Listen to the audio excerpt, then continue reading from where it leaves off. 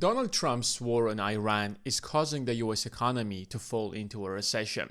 At first, we thought that this war is almost over when they announced a ceasefire, but it seems like this war is far from over, and it is going to lead to a recession most likely by the end of the year. See, when this war started, the first thing that I told you that it is impossible to win this war without a ground invasion, and a ground invasion most likely is going to happen. But the problem is that it seems like the Washington did the math and they realized that the ground invasion is going to cost the US government $3 to $10 trillion, which is a lot of money, and the US government cannot possibly afford that, since this war is fully funded by war. You have to raise that money from somewhere, and it's going to put so much burden on the national debt that the yields are going to spike, and a single percentage can cost the US government hundreds of billions of dollars. And when you're financing such a huge war with debt, you are going to be in deep crisis. And that is most likely going to be the end of the dollar as the global reserve currency.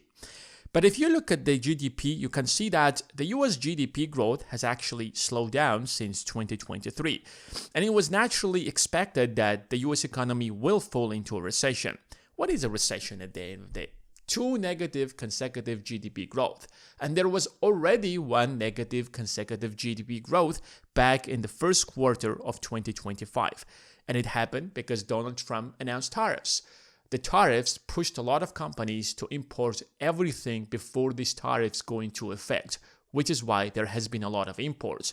When you have so much imports, it leads a GDP to slow down. After that, it recovered and stabilized. But now we are back to square one. The GDP is already slowing down. The AI bubble has bursted in the last quarter of 2025. Now, the most important sign of a recession is the number of jobs the US economy is adding. Back in 2024, we added healthy number of jobs each month and each quarter.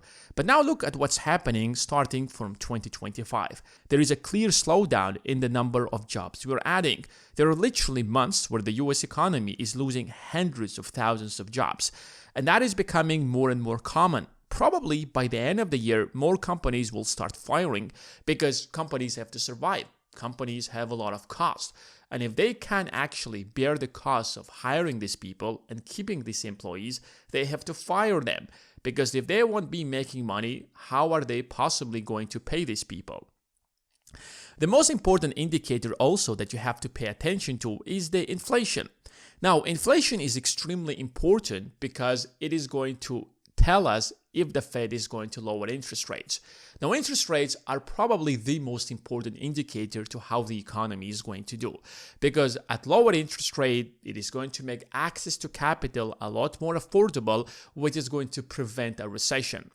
So, the Federal Reserve has been engineering a slowdown in the inflation numbers. Yes, it spiked in September, but since then it actually slowed down by the end of 2025. And the beginning of 2026, we saw inflation of about 2.4%. Now at this point, everybody was expecting the Fed to lower down interest rates. Why? Because 2.4% is very close to 2%. So if that trajectory is going to continue, there is no reason for the Fed not to lower interest rates. But look at the inflation for March, 3.3%. And this is a combination of the Trump's tariffs and higher oil prices. Now, when Donald Trump announced the tariffs, a lot of people thought that, well, now prices are going to spike dramatically. But that's not how the system works. When a policy is taken, it doesn't actually have instant impact on prices. There is a long supply chain. It means that by the time it is going to impact real prices in the groceries and across your life, about 6 to 9 months passes, which is why Trump's tariffs are finally having impact on prices. Yes, the Supreme Court have actually canceled Trump's tariffs, but a lot of businesses took huge losses due to these tariffs. It created so much chaos, it created so much instability, which is why they had to increase prices. And now because Donald Trump has started a major war, they have to protect themselves. So we can expect inflation to keep rising to about 3.5%. So basically we are back to square one. We're back to 2024 when inflation was more than 3%. The problem is that businesses are convincing themselves that it is time to get to the new reality. And the new reality says that new oil prices will at least be anything between $80 to $100 in the best case scenario. There is such a huge chaos in the global oil markets that so many people are fighting for so little oil. The Russian oil under sanction, the Venezuelan oil is still not developed. There is a very limited American oil in the market. Middle Eastern oil is being trapped in the Strait of Hormuz. And now the Iranian oil cannot leave Iran and hit China. And that means that everybody will be fighting for the little amount of oil that is there in the economy. And that means that higher oil prices. Now, thankfully, this war has not escalated to a ground invasion. Because if that happens, you can expect oil prices to rise to as high as $200, and the recession is easily going to turn into a depression. But even at $80 to $100 per barrel, it is still going to lead to a huge cost for companies and a huge slowdown. And a lot of businesses will have to start cutting jobs. Look at the interest rates. Interest rates reached their peak in 2024 to 5.5%. Now, this is a huge problem for a lot of businesses because during 2020 and 2021, they've borrowed a lot of money.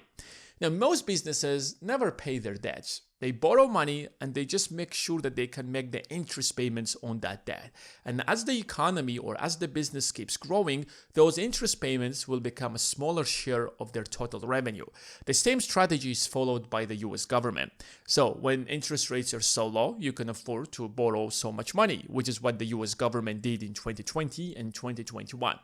Well, this strategy can actually ensure that your growth is going to accelerate. There is a problem with this strategy, is that when the cost of borrowing rises, like it happened in 2023 and 2024, the cost of refinancing the debt is going to be a lot more expensive. So all these businesses are refinancing all the money they borrowed in 2020 and 2021 at a much higher interest rate. Now, if you're a business and you're making a certain amount of money, now you have to allocate a huge portion of your income, of your revenue, into interest payments. That means that you can afford less employees, you can afford less investments into yourself, you can afford less investments into manufacturing, which is why you will start firing people. You will start spending a lot less. And that means a slowdown in the economy and a potential recession, which is why everybody just waiting for the Fed to lower down interest rates. Now they stand at around 3.7%,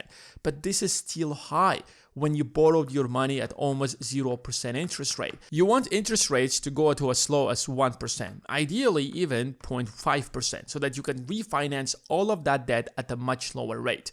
But that's not happening anytime soon. Now, there is another huge problem with the US economy. The US economy already got used to cheap money. A lot of people don't understand that since 2008 financial crisis, interest rates in the US have been the lowest in the entire history of the United States. Look at this chart. What do you see since 2008? They have literally been at around 0.25%. They have risen slightly back in 2017 and 2018, but then the pandemic happened and they lowered the rates back to 0%. So since we have such high interest rates since 2022, those businesses cannot possibly operate at such high rates. Everybody is just waiting for the rates to go down. But the war in Iran is not going to lead to lower inflation, which means that we cannot possibly expect lower interest rates, which means that the likelihood of a recession by the end of the year has just spiked significantly higher.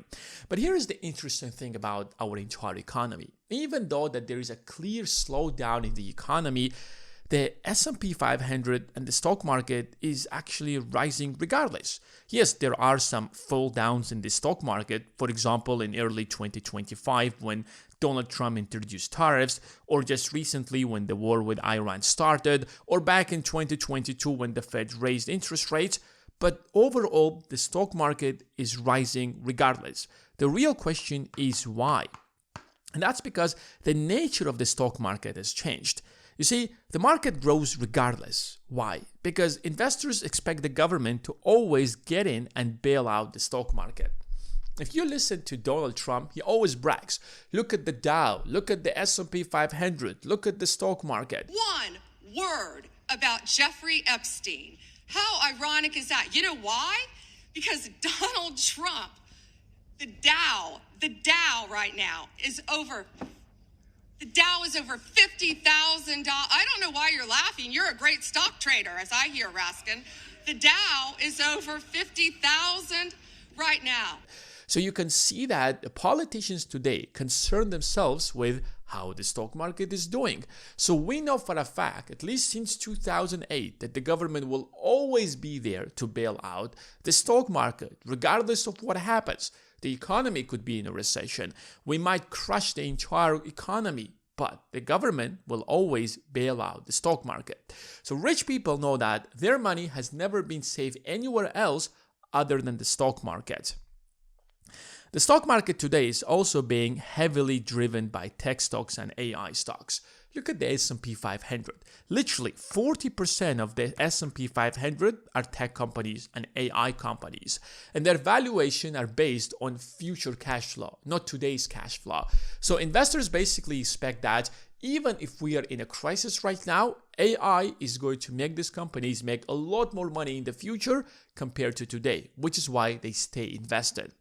Now, another important thing that you have to understand is that the economy is being heavily concentrated in the hands of a few companies.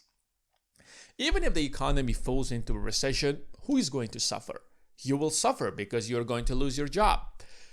Small businesses are going to suffer because they can't actually operate with such high interest rates and such high inflation. But if you're a big business and you're listed on the S&P 500, you have very, very deep pockets. You have hundreds of billions of dollars. And worst case scenario, you can always raise money from the banks, because the fact that you are in the S&P 500 is a signal to the bank that you're a safe investment. So they will give you the line of credit that you want in order to go through any crisis you want. And that creates this interesting dynamic in the economy that the big players in the market will always survive. And when small businesses close down, the market share will go from small businesses into big businesses, which means that even if the economy falls into a recession, now this economy is very different. The stock market will rise regardless. Another thing is that investors don't know what to do with all that wealth.